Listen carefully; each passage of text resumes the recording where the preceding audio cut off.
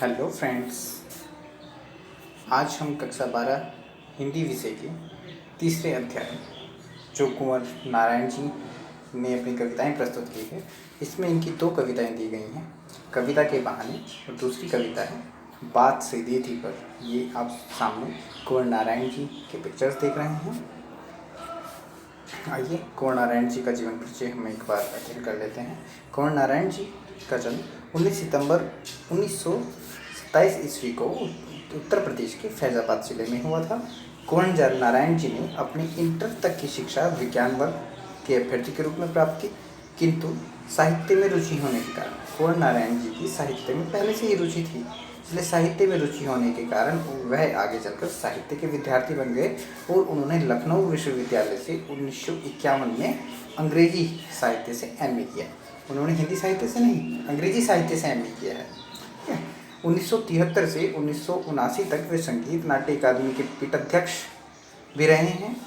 कुंवर जी ने 1975 से 1978 तक अज्ञे द्वारा संपादित मासिक पत्रिका में संपादन मंडल के रूप में कार्य किया है। अज्ञे जी, जिनका पूरा नाम सच्चिदानंद हीरानंद वात्स्यायन अज्ञे है, उन्होंने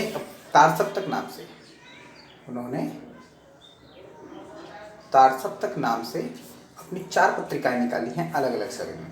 सबसे पहले जो उन्होंने पत्रिका निकाली है वह 1943 में निकाली है।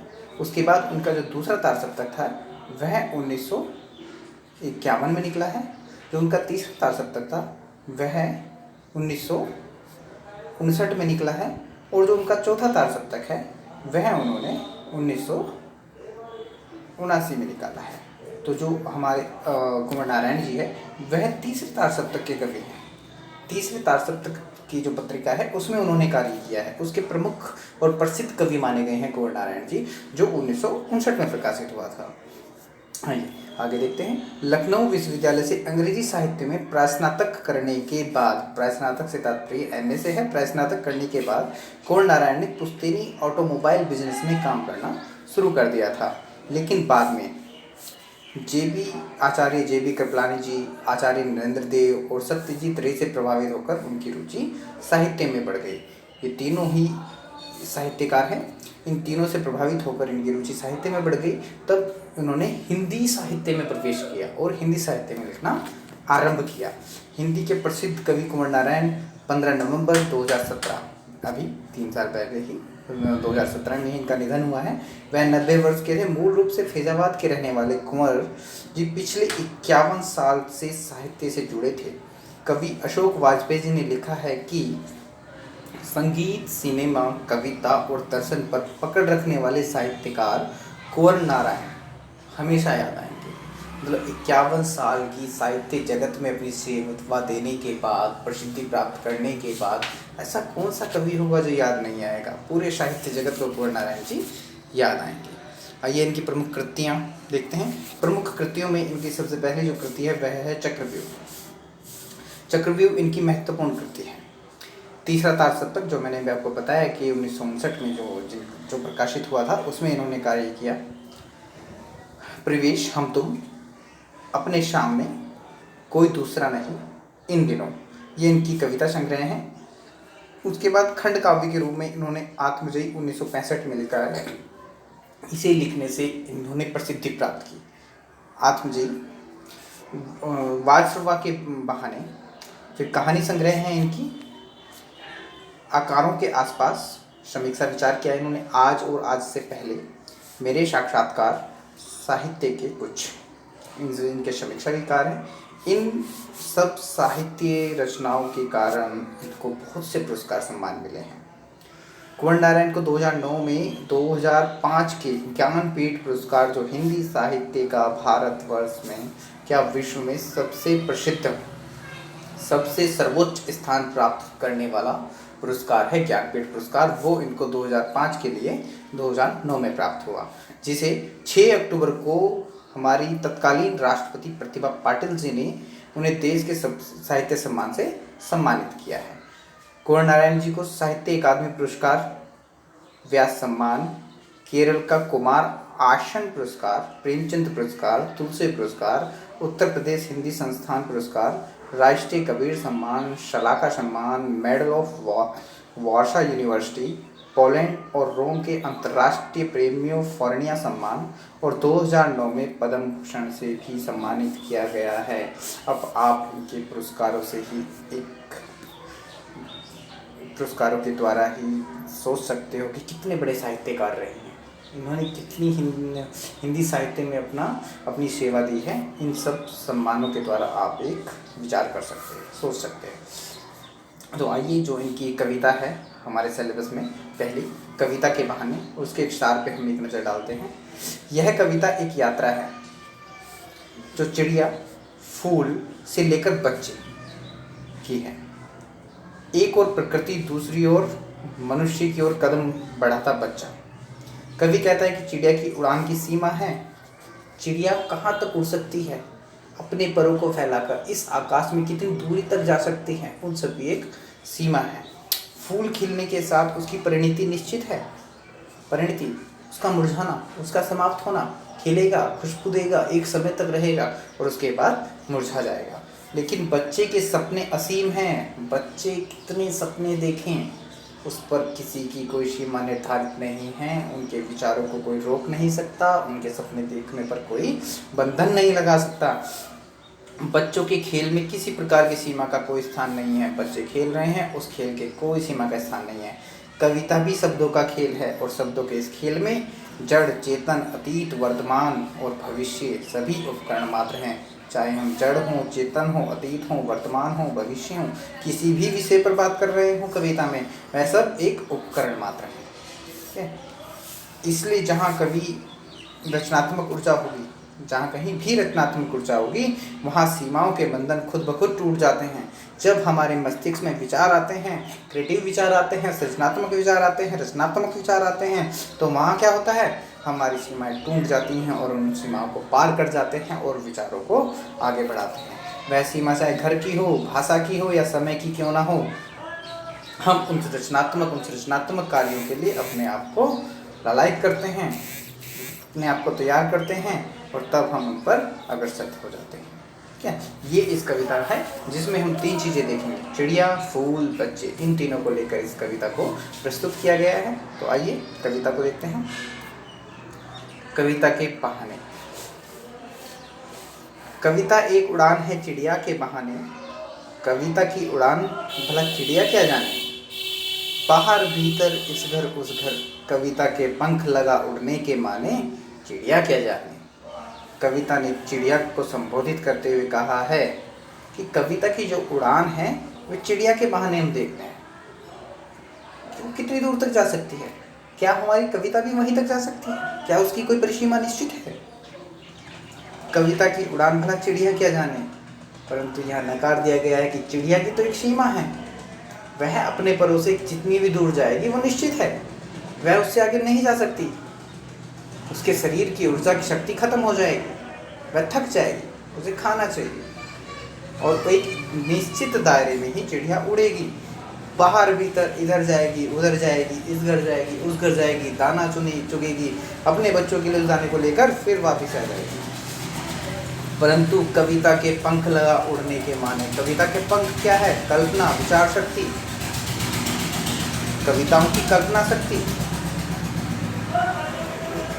उस कल्पना विचार शक्ति में कविताओं की कल्पना शक्ति के विषय में चिड़िया नहीं जान सकती। वह नहीं जान सकती क्योंकि उनकी उड़ने की सीमा है और कविताओं की कल्पना भी कोई सीमा नहीं है। आगे कवि कहते हैं, कविता एक खिलना है फूलों के बहाने। कविता का खिलना भला फूल क्या जाने। बाहर भीतर इस घर उस घर, बिना मुरझाए महकने के माने, फूल क्या जाने। आखिर अब यहाँ पर प्रकृति की ओर इशारा करते हुए कवि ने फूलों को आगे किया है कि फूल जो हैं एक निश्चित समय के लिए खिलते हैं, वह अपनी सुगंध छोड़ते हैं और फिर कुछ समय बाद मुरझा जाते हैं। वह इस अंदर बाहर, इस घर सब जगह खिलते हैं, महकते हैं, अपनी सुगंध छोड़ते हैं, परंतु उनके मुरझाने की भी सीमा निर्धारित है। परंतु बिना मुरझाए महकने के माने फूल क्या जाने। ये जो कविताएं हैं ये बिना मुरझाए अनंत सीमा तक चलती रहेंगी। इनका मुरझाना कविता से कोई मायने नहीं रखता, कविता के साथ इनकी तुलना नहीं की जाती। आगे आगे कविता कहते हैं, कविता एक खेल है बच्चों के बहाने। कविता को एक खेल का नाम दिया है, बच्चों के बहाने। बाहर भीतर यह घर वह घर, सब घर एक कर देने के माने बच्चा ही जाने। उन्होंने कहा है कि न फूल जाने न चिड़िया जाने, पर कविता क्या है, यह बच्चों के द्वारा जाना जा सकता है कि बच्चों के सपनों की कोई सीमा नहीं है। बच्चे कितना अपने सपने बदलते रहते हैं, उनके सपने निर्मित होते रहते हैं, उनके खेल बढ़ते चले जाते हैं, उनका कभी अंत नहीं होता। बच्चे खेल में लग गए तो खेलते ही चले जा रहे हैं, उनका कोई अंत नहीं है। उसी तरह कविता का भी कोई अंत नहीं है, कोई परिसीमा निश्चित नहीं है। वह निरंतर बढ़ती चली जाएगी और उसका कभी अंत नहीं होगा। आइए इसी के बाद कुंवर नारायण जी की दूसरी कविता की ओर चलते हैं। बात सीधी थी पर। कवि का मानना है कि बात और भाषा स्वाभाविक रूप से जुड़े हैं। हम जो विचार हैं वो हमारी भाषा के रूप से ही अभिव्यक्ति प्रदान करती है, वो बाहर आती है। किंतु कभी कभी भाषा के मुंह में सीधी बात भी टेढ़ी हो जाती है। कभी कभी हम भाषा को इतना महत्व दे देते हैं कि अपनी सीधी जो बात आसानी से सामने वाले के समझ में आ जाती है, उसको भाषा में पर आडंबरपूर्ण और चमत्कारपूर्ण शब्दों के माध्यम से उस कथ्य को प्रस्तुत करने का प्रयास करते हैं। अंततः शब्दों के चक्कर में पड़कर वे कथ्य अपना अर्थ खो बैठते हैं।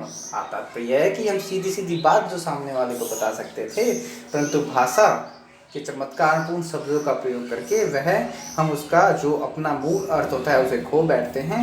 वह अपनी बात सहज और व्यावहारिक भाषा में कहना है ताकि आम लोग कथ्य को भलीभांति समझ सकें। अब हमने जब मूल अर्थ ही खो दिया तो बात कहने का, उसकी अभिव्यक्ति का औचित्य ही क्या रहा। अर्थात हमें व्यवहारिक और सहज भाषा का प्रयोग करना चाहिए, जिससे हम अपने विचारों के अभिव्यक्ति को सामने वाले के सामने प्रस्तुत कर सकें और उसको हमारी बात सीधी सीधी समझ में आ जाए। आइए देखते हैं कविता। बात सीधी थी पर एक बार भाषा के चक्कर में जरा टेढ़ी फंस गए। मतलब जो कवि किसी बात को सीधी सीधी बता सकते थे, उन्होंने भाषा की औचित्यता को बढ़ाने के लिए, भाषा को महत्व देने के लिए वहाँ पर उसके आडंबरपूर्ण, औचित्यपूर्ण, चमत्कारपूर्ण शब्दों का प्रयोग करना आरंभ किया और वो जरा टेढ़ी फंस गए मतलब सामने वाले के समझ में नहीं आए। उसे पाने की कोशिश में भाषा को उल्टा पलटा, तोड़ा मरोड़ा, घुमाया फिराया कि बात या तो बने या फिर भाषा से बाहर आए। लेकिन इससे भाषा के साथ साथ बात और भी पेचीदा होती चली गई। तो जब बात को समझाने के प्रयास में हमने औचित्यपूर्ण शब्दों का प्रयोग किया और सामने वाले की समझ में नहीं आए, तो हमने और अधिक शब्दों का प्रयोग किया, क्योंकि उसकी बात को सही औचित्यता की ओर लाया जाए, जिससे कि सामने वाले की उसमें समझ में आ जाए। परंतु और अधिक शब्दों के प्रयोग से वो बात और पेचीदा होती चली गई, वह और फंसती चली गई कि और भी समझ में आने में मुश्किल आने लगी। सारी मुश्किल धैर्य को समझे बिना हमने मुश्किलों को नहीं समझा, धैर्य नहीं रखा। मैं एक पैच को खोलने के बजाय, जैसे एक बढ़ई, आपने देखा होगा या आपने कभी अपने घर में कील या पैंच को लगाया होगा, कील और पैंच में बहुत अंतर होता है। कील से ज़्यादा पैंच की पकड़ मजबूत होती है यदि हमने उसे सही से कसा है। हमारे कसने का जो तरीका था वो बिल्कुल सही है, परंतु यहाँ क्या हुआ, पैंच को खोलने के बजाय उसे बेहतर कसता चला जा रहा था। मैं उसको पैंच को की बात को क्या है, सही अर्थ में लाना था, मूल अर्थ में लाना था। आखिर जो हमने पैंच फंसा दिया था, उसे खोलने के बजाय मैंने क्या किया, उसे और टेढ़ा कर दिया। कैसे? और अधिक शब्दों का प्रयोग करके, और अधिक भाषा की महत्वता को दर्शाने के लिए, और अधिक औचित्यपूर्ण वाणी का प्रयोग करके मैंने उसे और फंसा दिया।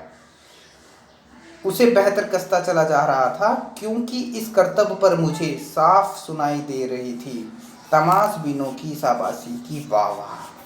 मतलब हमारे उन शब्दों को सुनकर, औचित्यपूर्ण चमत्कारपूर्ण शब्दों को सुनकर सुनने वाले जो श्रोतागण होते हैं, उनकी वाह वाह, उनकी शाबाशी, उन्हें मज़ा आ रहा था कि मैं अधिक से अधिक भाषा का प्रयोग कर रहा हूँ, नए नए शब्दों का प्रयोग कर रहा हूँ। पर वे यह नहीं समझ पा रहे थे कि जो मैं बताना चाह रहा हूँ वह नहीं बता पा रहा हूँ, मैं उलझ चुका हूँ।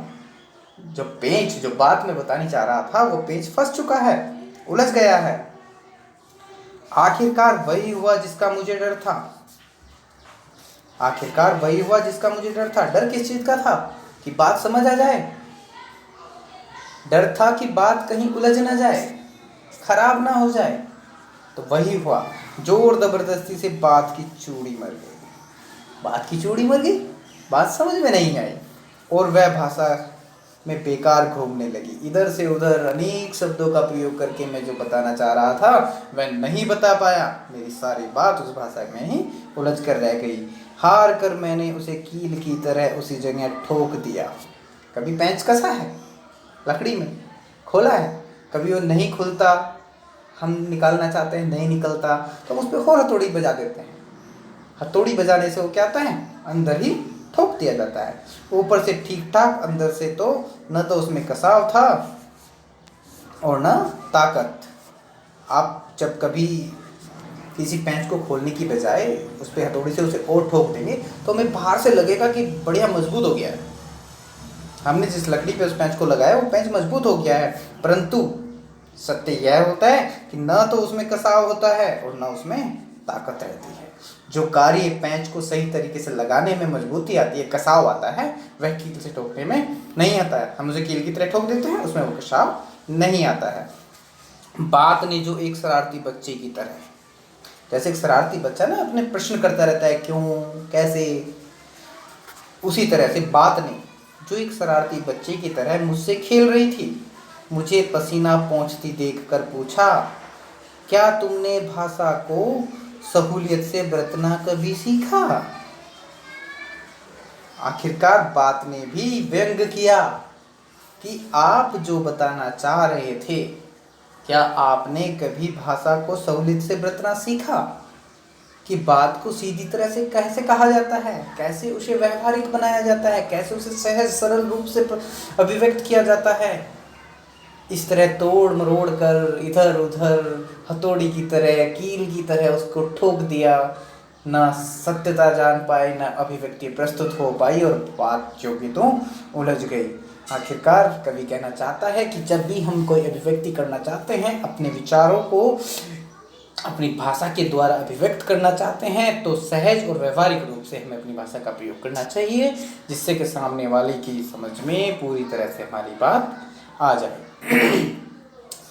तो इसी के साथ आपकी कविताएं समाप्त होती हैं और कुंवर नारायण जी की एक कोटेशन के साथ मैं इस वीडियो को विराम देता हूँ। आइए पढ़ते हैं। इतना कुछ था दुनिया में, लाइनें झगड़ने को, पर ऐसा मन मिला कि जरा से प्यार में डूबा रहा और जीवन बीत गया। इस पूरी दुनिया में कितना कुछ है, लड़ने झगड़ने को हम पूरा जीवन व्यतीत कर सकते हैं, परंतु मेरा तो प्यार में, मेरा प्रेम में ऐसा मन मिला कि पूरा जीवन उसी में व्यतीत हो गया। इसी के साथ धन्यवाद, शुभकामनाएं, मंगल कामनाएं, गुड लक।